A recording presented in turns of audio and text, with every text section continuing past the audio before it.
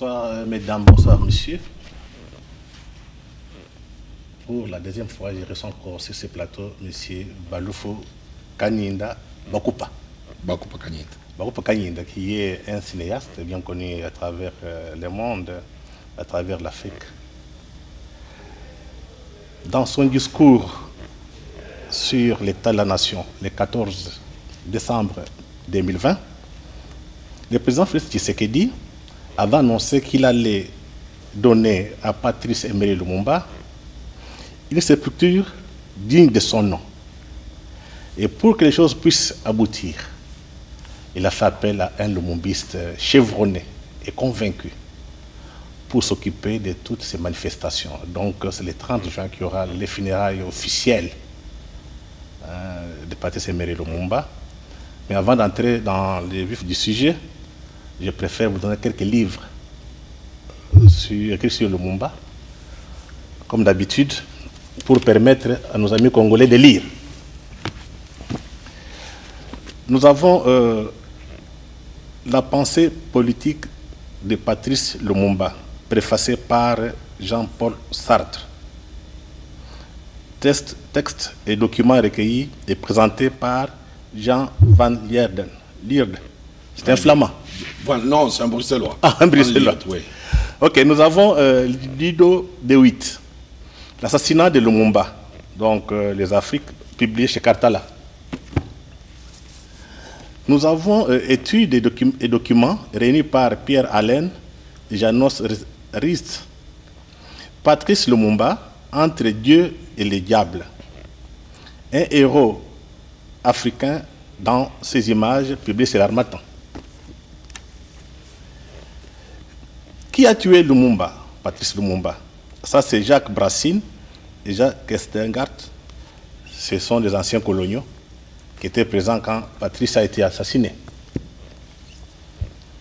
Vous avez Capita Molopo, Patrice Lumumba, Justice pour les héros, préfacé par Jean Ziegler, chez l'Harmattan.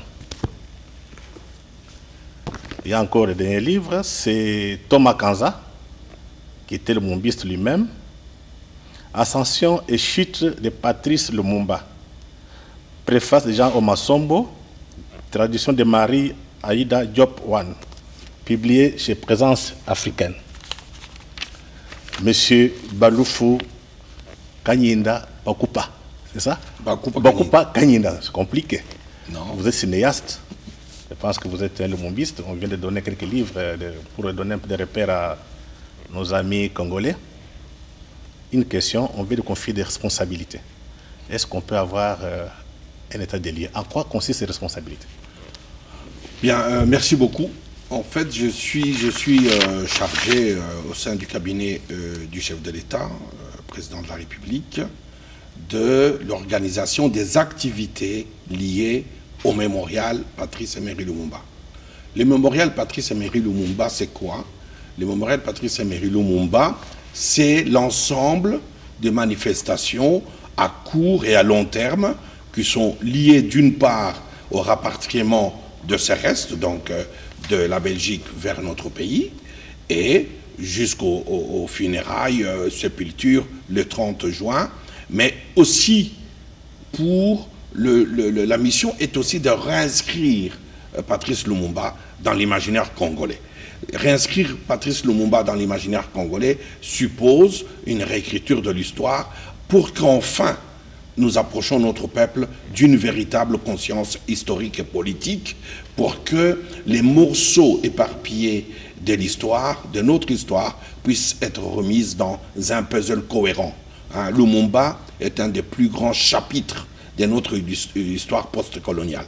Donc c'est une mission assez passionnante et très lourde, c'est une mission historique, mais il faut ici comprendre que le président de la République, que je salue, son Excellence Félix-Antoine Tshisekedi Tshilombo, que je salue ici, en me confiant ces tâches, c'est une tâche assez lourde.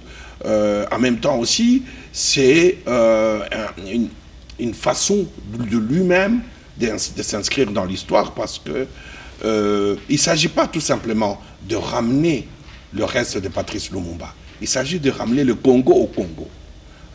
Et l'assassinat de Lumumba a assassiné le Congo. Il y a beaucoup de choses qui se passent autour de nous au Congo. On a l'impression qu'on est un peuple étrange. Mais si nous regardons peut-être plus loin, dans ce que j'appelle recoller les morceaux du puzzle, nous comprendrons que nous sommes encore un peu dans le choc de cet assassinat. C'est un assassinat horrible, retentissant, qui a installé l'impunité et la corruption dans notre pays, cet assassinat. Oui, mais vous allez les ramener, mais quels sont les préalables? Mais quand même quelque part là, on ne sait pas, vous allez les prendre, les ramener ici directement. Exactement, mais si au préalable il y a une sorte de préambule, c'est le combat de la succession Lumumba, des enfants de Patrice Emery Lumumba, avec la justice belge, et qui ont abouti à ce que cette justice belge puisse concéder à libérer, je dirais ainsi, à libérer le reste, que cela soit une don ou pas, le reste de Patrice Lumumba. Et à partir de ce moment-là, les enfants Lumumba sont allés à la rencontre du président Tshisekedi, qui a accepté d'accompagner leur demande de rapatriement de reste de leur père, qui est notre héros national. Donc, tout s'est mis en place. Dans ma mission, je travaille étroitement avec la Fondation Lumumba, qui représente les enfants Lumumba, et particulièrement, je suis en contact permanent avec le président de la Fondation Patrice Emery Lumumba, qui est Roland Lumumba Okito.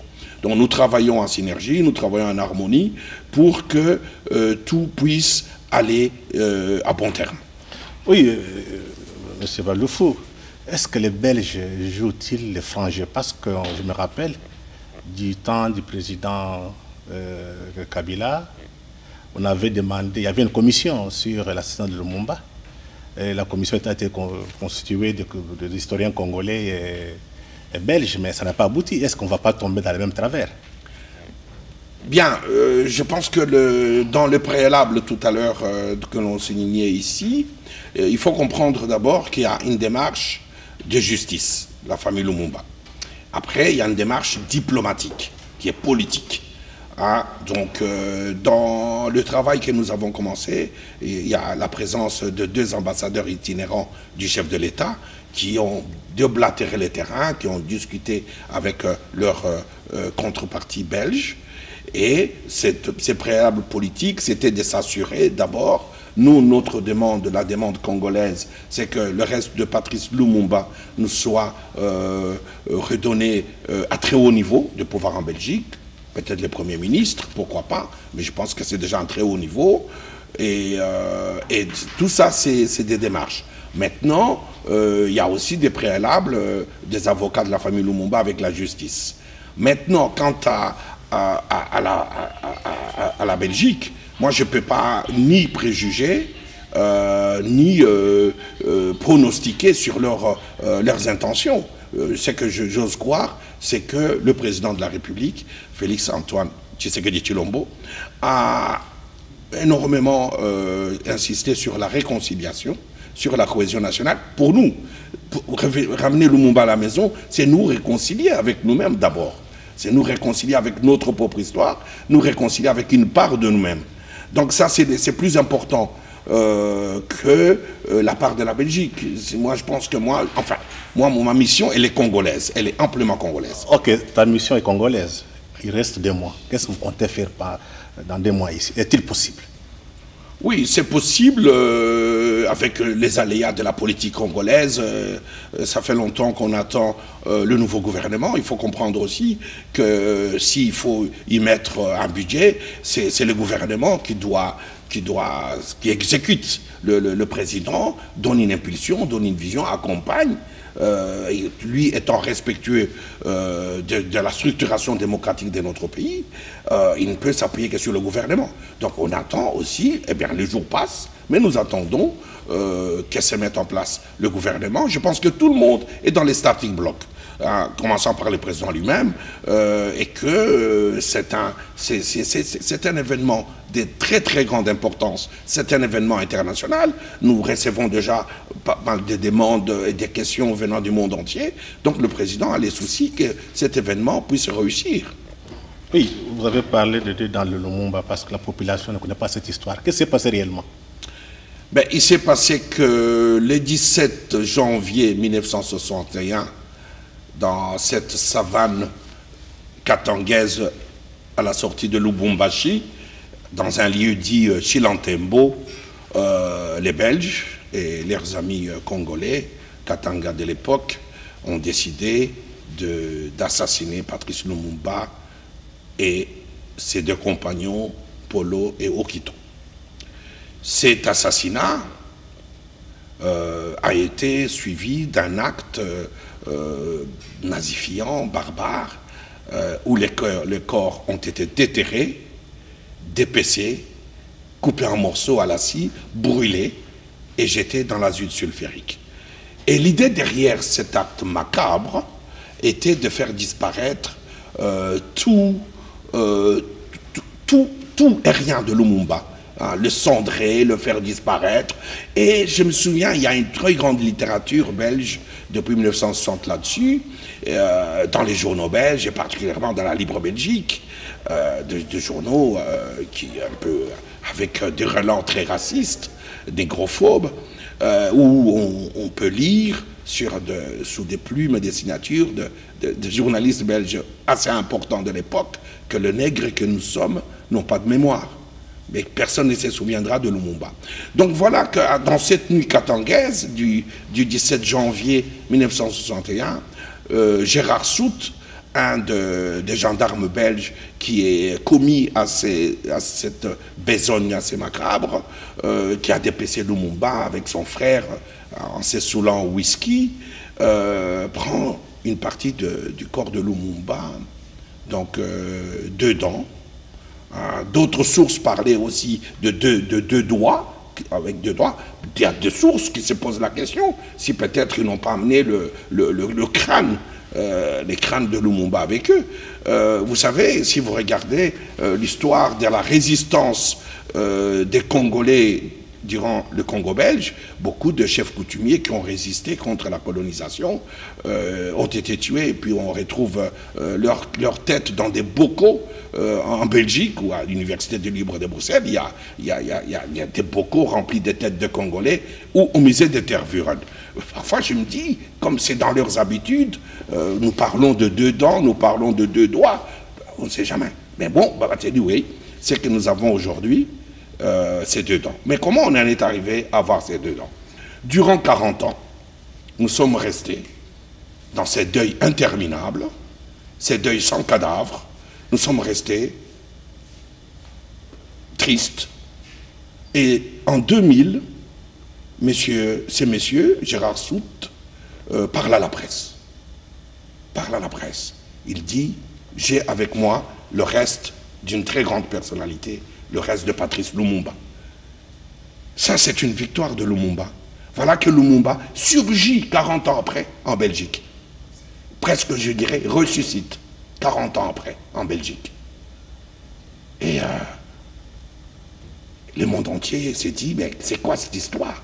Et ces messieurs qui montrent devant les caméras du monde entier les deux gencives, les deux dents de Lumumba en disant voilà. Et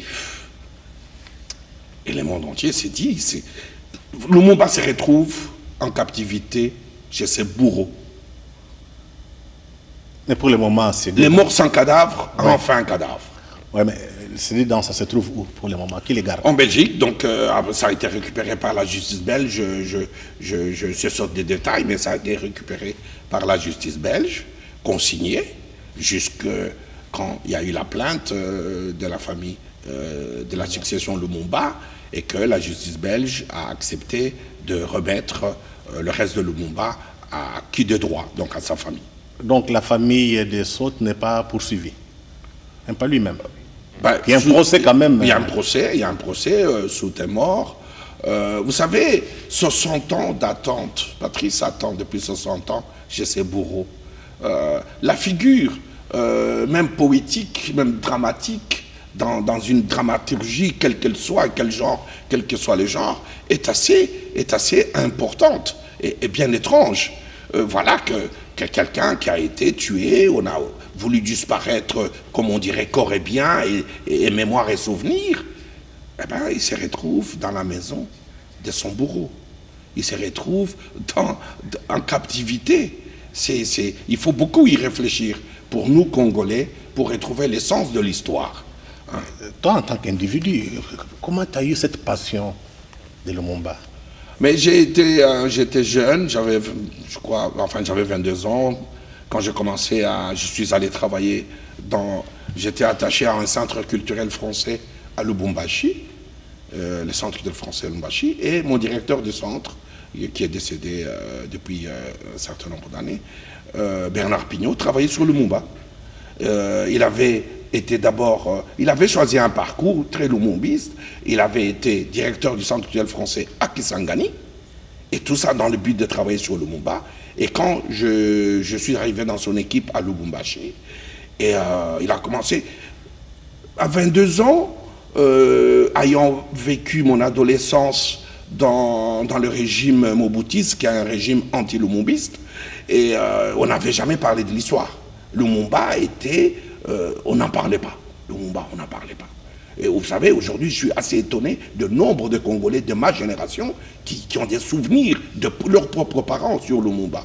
Donc j'étais là et j'ai commencé un peu à m'intéresser. En fait, j'étais à Lubumbashi aussi, où je fais un travail de sociologie de la mort, l'eschatologie, sur la mort au Shabbat. On disait, à l'époque, on appelait les Katanga le Shabbat. Et j'ai commencé à avoir passé sous mes mains. Bernard Pignot avait une collection d'archives et des documents hyper confidentiels sur la mort de Lumumba pour son livre. Et il avait plusieurs sources qui lui envoyaient des documents. Il avait une documentaliste qui travaillait à Paris, qui envoyait des documents. Et on a commencé à travailler. Je suis allé rencontrer le roi des Bayéké, Godefroy Monongo. Je rencontrais Pius Sapoué. Je suis allé d'ailleurs avec Eli Kambokolo en 80 faire une interview là-dessus. Je suis allé loin, j'ai découvert. Et j'ai découvert que au départ, on a un peu peur. Après, quand j'ai repris mes études de sociologie en Belgique, je suis allé encore plus loin dans la fouille J'ai aussi pris un diplôme en histoire pour un peu avoir les outils d'analyse de l'histoire. Et je me suis rendu compte que parfois, l'histoire était dure. Pourquoi? Parce que j'ai grandi dans une génération où la plupart de mes amis, leurs parents étaient dans la politique. Et tout d'un coup, je découvrais avec effroi que on ne connaissait pas l'histoire, mais que si on l'étalait, beaucoup de nos parents devraient avoir honte de leurs actes devant l'histoire. Oui, je pense qu'on parle de l'histoire, mais ce qui est frappant, à Kinshasa, on parle moins de Lumumba. Parmi les publications, c'est beaucoup plus les gens de l'extérieur. Mais qu'est-ce qui peut expliquer que Lumumba, les jours où il a été assassiné, que le monde entier, du Nord-Américain jusqu'en Russie, dans l'Union soviétique, c'était un boom, tout le monde a protesté. Et puis, il est connu à l'extérieur qu'au Congo.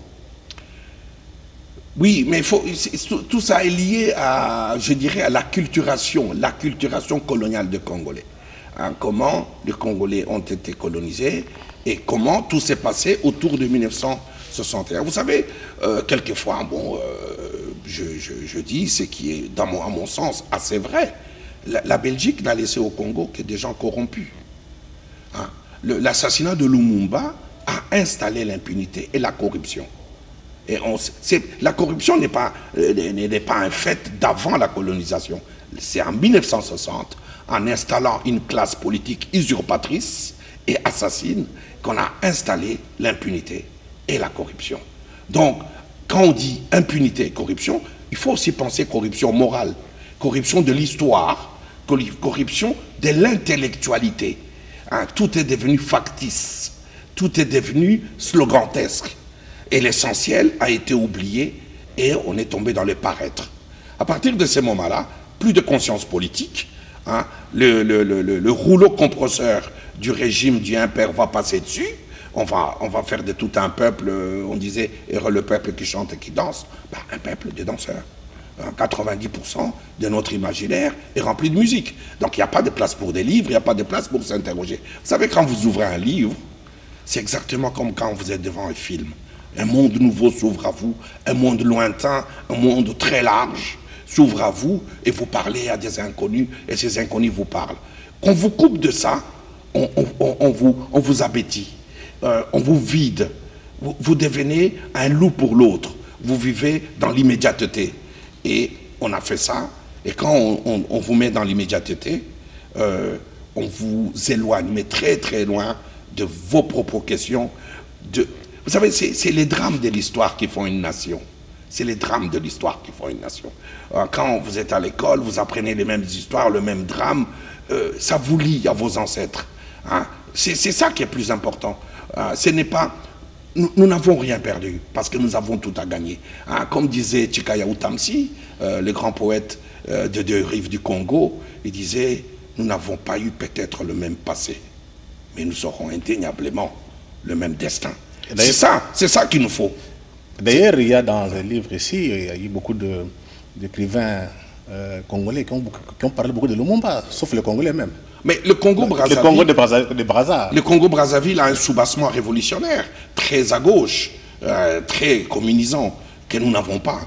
Nous avons un déficit idéologique énorme. Enfin, nous avons une idéologie, disons comme ça, c'est l'argent. C'est l'argent. Nous avons une relation très malsaine à l'argent. Hein? Tout le monde aimerait bien avoir l'argent. Mais il faut travailler pour ça. Hein? L'hymne national dit par les labeurs. Par les labeurs. Donc par le travail. La dignité par le travail, les labeurs. Mais c'est le discours de Lumumba. Sans dignité, il n'y a pas de liberté. Sans liberté, il n'y a pas d'homme, il n'y a pas d'indépendance. Sans dignité, il n'y a pas d'homme libre. Hein? Et autour de vous, traversez l'Afrique, vous verrez, Lumumba est le Congolais le plus connu. Mais pourquoi, c'est la question? Pourquoi il est connu à l'extérieur, en Amérique, en Russie, dans tous les pays de l'Est? Vous avez des grandes universités parties de Lumumba, vous avez à Rabat, ou bien à Casablanca, il y a toute une avenue passée de Lumumba. Donc, comment expliquer qu'il soit héros à l'extérieur et dans son pays, le silence total? Ah, le silence. Le Congo, à la sortie du Congo belge, on disait que le Congo, c'était l'empire du silence. Rien n'est s'y passé. Et on a continué. Mais on est devenu aussi l'empire du bruit. Vous savez, quand il y a les bruits, on perd l'essentiel. On est devenu l'empire du bruit. Et on perd l'essentiel. Est-ce que je voudrais un peu... Oui. Est-ce qu'on ne peut pas dire qu'il y a des gens ici? Parce qu'on dit, si on veut imposer l'image d'un héros ou bien d'une personne, il faut qu'il y ait des romans. Mais vous allez voir parmi les romanciers, même Moudimé, dans tout ce qu'il a écrit, même pas Monsieur Lumumba. On s'interroge. Comment expliquer ça? Non, mais il y a une explication. Il n'y a même pas des écrivains congolais, des romanciers, qui essaient un peu d'expliquer Lumumba. Mais il y a une explication. Hein. J'ai dit, les années Zaïre ne s'accommodaient pas ni du panafricanisme militant, ni du lumumbisme. Parce que les années Zaïre, c'était Tata Bomoko. Donc, il fallait un chef, un seul, sans concurrence. Sans concurrence. Donc, en fait, tout s'est cristallisé et fustigé dans le désir du survivre. Ouais, vous savez, c'est comme on disait à l'époque, l'intellectuel congolais n'avait que 3 choix. La prison, le cimetière ou l'exil. Mais le choix de survie, c'était de s'allier au pouvoir. Et s'allier au pouvoir, c'était de taire. Vous savez, le nombre de gens aujourd'hui, depuis qu'on parle du retour de Lumumba, des gens très connus, de l'élite, qui me parlent de Lumumba, mais dans sa vérité, sont énormes. Et des gens de cette génération qui me disent, c'est triste qu'on a pu se taire. Hein? Vous savez, quand les étudiants se soulèvent en 69 à l'université de Kinshasa, ils sont lumumbistes, ils sont dans cette réclamation. Mais il y a d'autres étudiants qui sont devenus après historiens, qui ont été des proto-communistes. Mais évidemment, les gens sont allés vers la pitance et payés pour falsifier l'histoire. Ils ont joué leur rôle. Mais ce qui est frappant dans tout ce qu'on voit, on dit Belgique, la Belgique, les Congolais, On a totalement oublié la main de la CIA. Il y a Larry Delvin dans ses mémoires, il en a parlé. C'est comme si l'Amérique n'était pas impliquée. Parce que quand on regarde dans l'assassinat de nos élites politiques, Lumumba a été assassiné durant la transition politique. C'était la sortie de Eisenhower et l'entrée de Kennedy. De Kennedy, ouais. Et Mzee Laurent Désiré Kabila a été assassiné la même période avec la sortie de Bill Clinton et l'entrée de George Bush. Une question. Est-ce qu'on peut assassiner les chefs d'État congolais sans l'accord des Américains? Mais on peut aussi poser la question différemment. Peut-on assassiner un chef d'État congolais sans la complicité de Congolais? Hein? Je disais tout à l'heure, moi, ma mission, elle est congolaise. J'ai toujours été intéressé par notre prise de responsabilité. Hein? Notre prise de responsabilité. L'essentiel n'est pas ce qu'on a fait de nous. L'essentiel, c'est ce que nous faisons de ce qu'on a fait de nous. La CIA, le pouvoir belge, ça revient à la phrase de De Gaulle. Un pays n'a pas d'amis, un pays a des intérêts. Ces gens-là, pour les intérêts, ils sont capables de poser des actes qu'aujourd'hui, même dans leur propre pays, on vomit. Hein? Mais quelle est notre part de responsabilité? Notre part de responsabilité, elle est toujours en cours, elle est durable. Hein? Qu'est-ce que nous avons fait de nous-mêmes? Qu'avons-nous fait de nous-mêmes? Si nous voulons nous remettre dans ce que le président Tshisekedi appelle l'union sacrée, nous devons d'abord nous réconcilier avec notre passé. Hein? Il ne faut pas qu'on soit dans une fuite de l'immédiateté une fois de plus, et dans le paraître et dans la relation malsaine à l'argent. Il faudrait qu'on comprenne que l'union sacrée, c'est d'abord l'union avec les ancêtres. Et Lumumba est un ancien être qui, plus gravement, parce que nous allons l'enterrer cette année, c'est un ancien être qui appartient à l'avenir. Hein? Ok, mais M. Baloufou, vous allez l'enterrer à Kinshasa, mais ça sera où? Donc si ce sont des dents, ça va se passer comment? À quel endroit? Mais prenons un peu le fil du parcours. Hein? Donc si tout va bien, nous prenons Patrice Emery Lumumba le 19 juin à Bruxelles. Et nous l'amenons au Congo. Et nous l'amenons où? Nous l'amenons d'abord là où son nombril est enfoui dans le sol natal, à Onaloa, qui s'appelle depuis 2 ans Lumumbaville. Nous l'amenons là pour que le clan Ewango, auquel il appartient, puisse en finir avec ce deuil qui devenait interminable, ce deuil de 60 ans. Et après, Lumumba devrait aller visiter son fief politique, Kisangani. Et après Kisangani, nous irons à Lubumbashi, lieu de son martyre, à Chilantembo.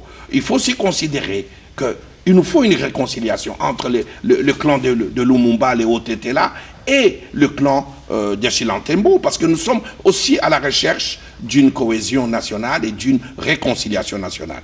Et de Lubumbashi, nous reviendrons à Kinshasa, et je pense que nous arriverons à Kinshasa le 26 juin, et Lumumba recevra durant 2 jours les hommages populaires de son peuple, de l'aéroport d'Ndjili jusqu'au stade de martyr, et après, le 30 juin, pour faire court, hein, il passera aussi par le Palais du Peuple, où je pense que nos élus lui rendront un vibrant hommage, parce que c'est l'un des premiers grands élus de ces pays, et nous amènerons Patrice au lieu qu'on appelle techniquement l'échangeur délimité, où il y a 7 tours qui symbolisent Lumumba. Est-ce que tu peux nous expliquer comment cette histoire qui a été construite par Mobutu, le Congolais ne le savait même pas, et aujourd'hui on parle qu'on va l'enterrer là-bas. Donc Mobutu le savait.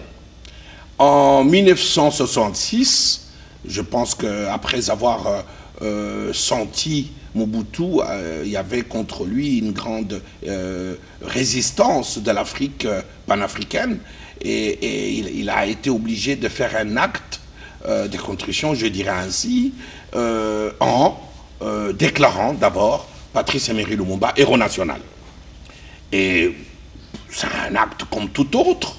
Je vais rester du côté de l'histoire et pas du côté du politique. Et le boulevard que nous appelons aujourd'hui boulevard Lumumba s'appelait boulevard Léopold II.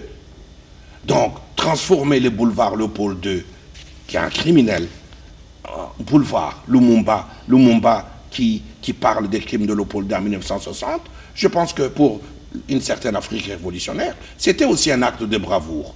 Et en installant en 67, la première pierre a été posée pour le mémorial, c'est l'origine, le mémorial Patrice Emery Lumumba, lieu du souvenir, dans sa définition première.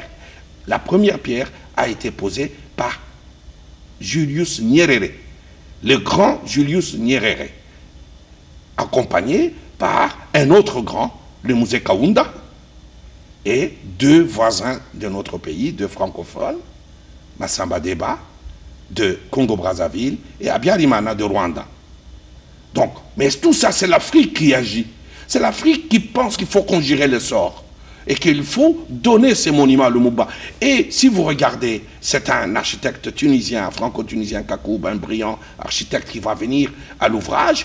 Et ces monuments, c'est la tour que nous voyons là, c'est une flèche qui défie le ciel.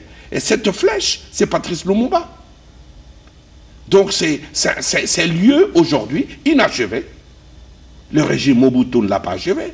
Le régime Kabila a fait diversion. Et aujourd'hui, je pense que le président Tshisekedi, dans la continuité de l'histoire, et dans le fardeau de l'histoire, a la charge d'achever le cycle. Nous achevons le cycle, nous sommes dans la 5e année d'Mfumu Kimbangu. C'est des années importantes. C'est des années importantes.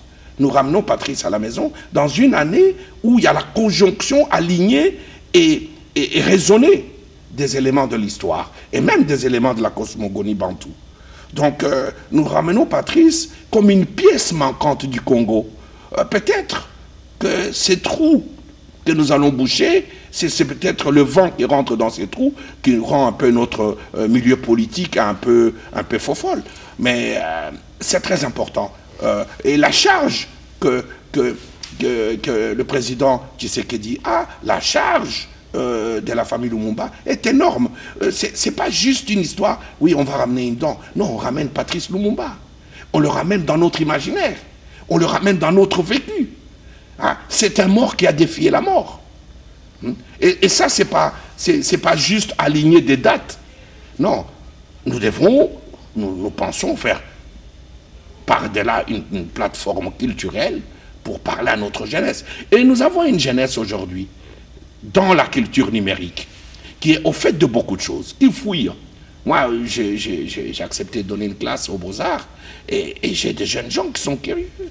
J'ai des jeunes gens qui savent utiliser des moteurs de recherche pour aller chercher des informations. Bon, maintenant, c'est à un enseignant de leur dire, sur Internet, tout n'est pas à apprendre. Hein, leur donner la méthodologie de comment chercher une véritable information. Oui, vous avez parlé de Mobutu qui avait essayé un peu de nettoyer dans l'imaginaire des Congolais Lumumba. Il a fait aussi avec Kasavubu. Est-ce qu'on ne peut pas dire qu'il est temps de réconcilier notre mémoire collective? Je vais à bon escient vous jeter des fleurs. Je vous vois avec Renaissance africaine essayer, vous époumoner pour ramener des éléments de réflexion. Cheikh Anta Diop est un élément très important de réflexion. Mais Cheikh Anta Diop est un lumubiste.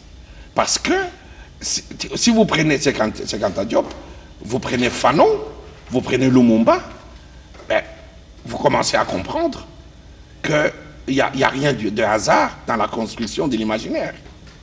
Hein? Donc, il est grand temps. Il est grand temps.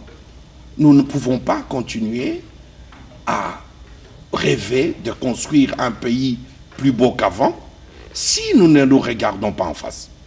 Et ça, il nous faut des éléments de l'histoire. On peut pas... Sans histoire, on est comme un peuple qui court dans le vide. On est comme ça, comme des pantins de leur propre histoire. Mais en nous reposant des véritables questions, je pense que nous pouvons réellement nous regarder en face avec courage et nous dire, le ciel n'est pas assez gris que ça. Nous avons assez de ressources pour nous mettre debout. Est-ce que quand vous parlez avec les hommes politiques congolais, avec les présidents, avec les autres, vous avez l'impression qu'ils sont décidés à faire changer l'imaginaire à faire reconstruire comment dirais-je, la conscience historique congolaise. Mais je pense Parce qu'il faut dire que tout est politique. Parce que si le politique ne décide pas, il n'y aura rien. Est-ce qu'il n'y a pas risque qu'on reste au niveau des slogans, hein, comme après, et puis on oublie, il n'y a rien. On ne verra pas le monde à l'école, on ne verra pas le monde à l'université. D'ailleurs, ce qui est frappant, quand vous partez de l'université de Kinshasa, aux facultés de sciences, d'histoire et lettres, il n'y a même pas d'étudiants.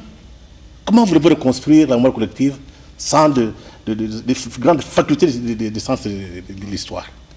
Mais je pense qu'il faut reconstruire à la base. L'université, elle est devenue ce qu'elle est. Je pense qu'elle est sortie de rail. Mais il faut reconstruire le Congo sur 20-30 ans à partir de l'école primaire. Il faudrait refaire la carte scolaire. Hein. Il faudrait qu'un enfant de Bandal ne puisse pas se lever tôt le matin pour aller étudier à Gombe, qu'un enfant de Mongafula ne traverse pas toute la ville. Et nous devons reconstruire la carte scolaire. Et au bout de la carte scolaire, il y a la gratuité. Mais dans la gratuité, il faut réenvisager le contenu. Mais dans le contenu, l'histoire tient une place importante. L'histoire et la philosophie, je dirais aussi les mathématiques. Ça tient une place très très importante. Les gens qui ont ces trois matières, l'histoire... Et la géographie aussi. Et la géographie, ce sont des gens qui font la différence. Qui font de la différence quand ils sont à la table de l'élite, ils font la différence. Parce que c'est très important d'avoir le sol fixé dans l'histoire et comme je dirais, la tête dans la géographie et une main dans les mathématiques, une autre main dans la philosophie. Et on a produit une génération enfin je dirais, parce que c'est ce que je vois un peu le plus, des juristes juridictionnels. Hein. Et je pense que le procès qui a eu lieu, le procès télévisé de 100 jours, a laissé un très très mauvais goût, a laissé une très mauvaise image du patinage de nos avocats. Hein. Donc il faut repenser le Congo dans les sens humains.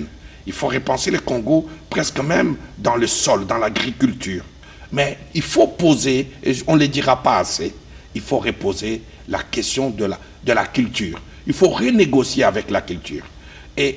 Ça veut dire quoi, renégocier avec la culture?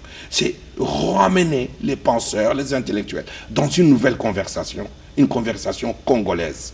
Et ça, c'est très important. Et je le redis souvent, quand on nous dit « le peuple d'abord », mais nous savons tous que le peuple, c'est la culture, c'est le peuple. Quand on dit le peuple d'abord, on nous dit clairement que c'est la culture d'abord, parce que c'est le peuple. Et comment? Donc il faut remettre le peuple au centre. Et c'est ce que je vois dans la volonté du chef de l'État. Vous avez posé la question tout à l'heure sur les conversations, les interactions avec les hommes politiques. Je pense que le président de la République a une chance. Une chance, d'abord, je trouve que je le connais depuis plusieurs années, c'est quelqu'un de très bien élevé, de bien éduqué. Bon, moi, j'ai un faible pour les gens bien éduqués. Et aussi, il a une conscience politique parce qu'il a vécu, c'est un des plus vieux politiciens de ce pays, hein, en termes de carrière. Il est là depuis longtemps parce qu'il était néo-politicien à côté de son père. Et je crois qu'il a beaucoup appris. Et ça lui a donné une conscience historique. Et quand j'ai eu à parler, à échanger avec lui, avec Lumumba, il était assez touché par le destin de Lumumba.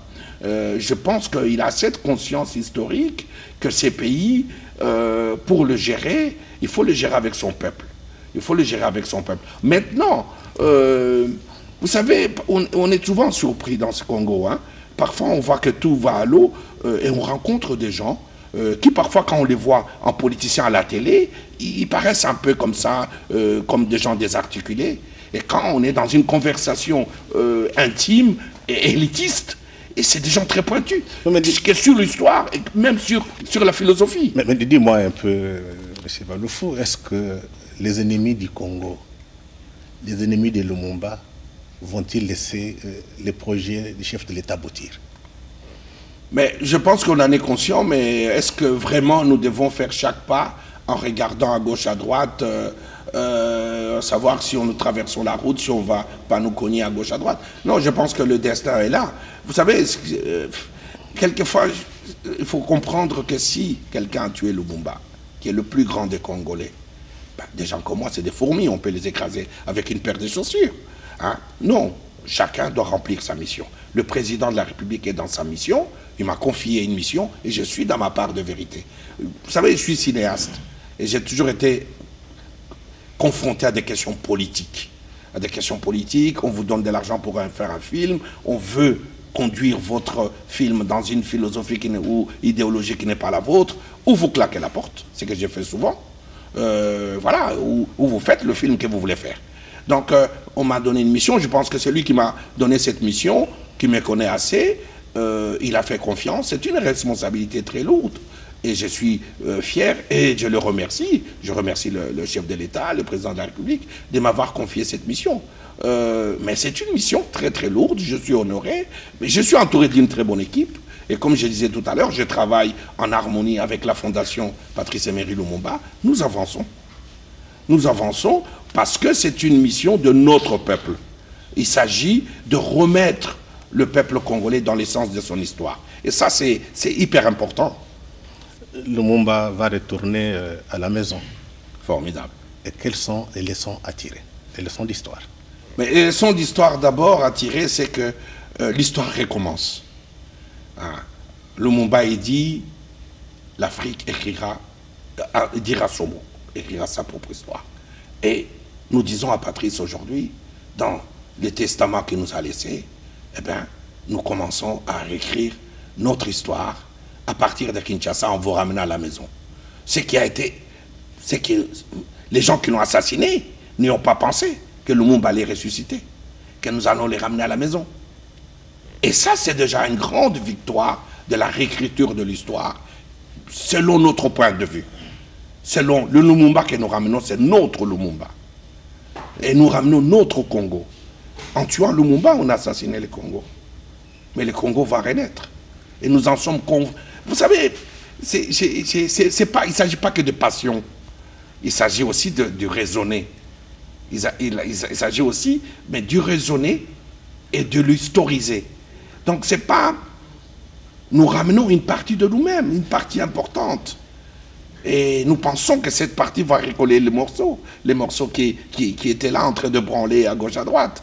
Et nous pensons... Vous savez, l'éparpillement des cendres de Lumumba, symboliquement, c'est aussi l'éparpillement des morceaux de notre histoire. Et là, nous revenons vers les ancêtres. Il n'y a pas plus important que les ancêtres.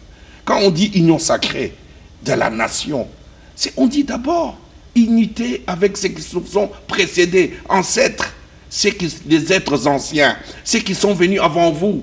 Mais nous avons un ancêtre qui est nouveau, parce que nous allons l'enterrer. Est-ce qu'on voit philosophiquement cette symbolique énorme? Hein? Nous avons un être ancien, un grand Congolais, que nous allons enterrer 60 ans après.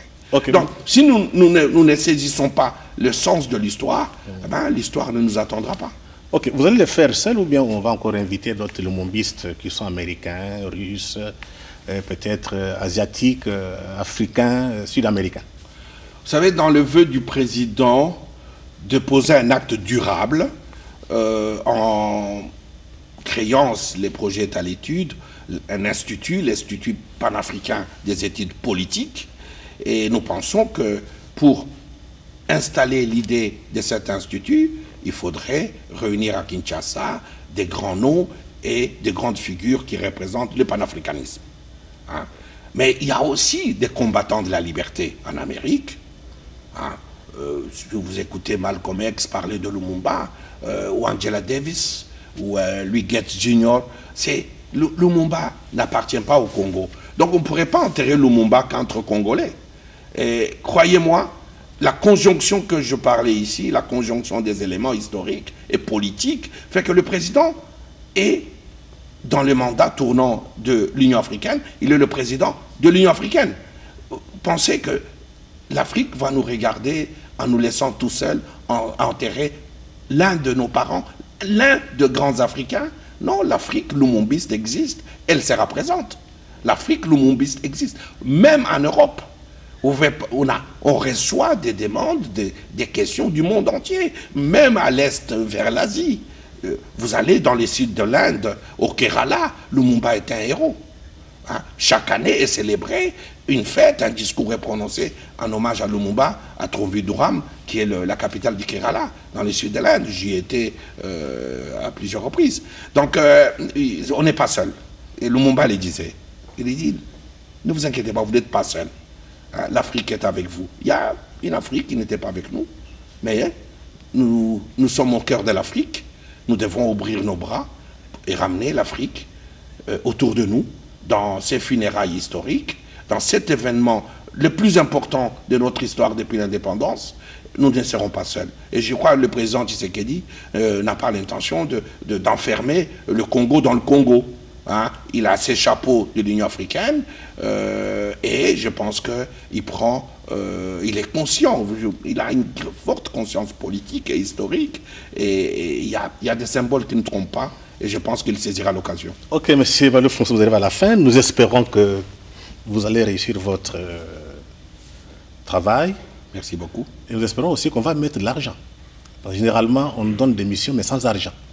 Et après, quand ça échoue, on commence à pleurer. Donc, si nous faisons cette émission, c'est pour alerter tout le monde, qu'on mette des moyens pour que ça soit un succès pour l'Afrique, un succès pour le Congo, parce qu'on a une image négative à l'extérieur, des gens désorganisés. Donc c'est le moment de donner, une image positive du Congo et du Congolais et de l'élite intellectuelle congolaise. En tout cas, merci beaucoup d'avoir accepté notre invitation. Merci beaucoup. Mesdames et messieurs, nous sommes arrivés à la fin de notre entretien. Nous espérons que vous avez bien suivi M. Baloufou. C'est déjà quelqu'un qui est habitué à la RTNC. On aura à faire encore d'autres émissions sur les retours de Patrice Emery Lumumba à la maison. Mais vous aussi, c'est un peu de vous occuper de l'histoire de Lumumba. Parlez à vos enfants, aux petits-enfants, parce que nous devons éviter pour que l'histoire se répète. On évite l'assassinat de nos chefs d'État et de nos leaders par le monde extérieur. Une fois de plus, merci et bonsoir.